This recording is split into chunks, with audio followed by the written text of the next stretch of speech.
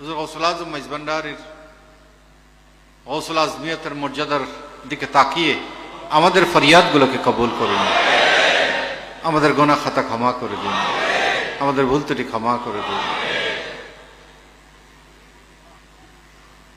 উলামায়ে কেরাম, আপনার মহান মাহবুব বলি হুজুর গৌসুল আজম মাইজভান্ডারীর শান আজমত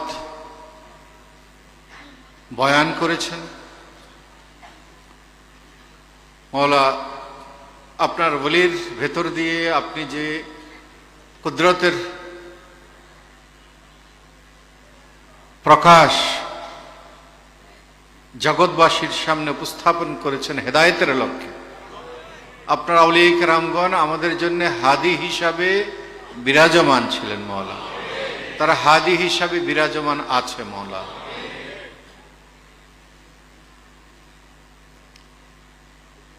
আপনার পেয়ারা হাবিব মুতাজিলা ভ্রান্ত পথ থেকে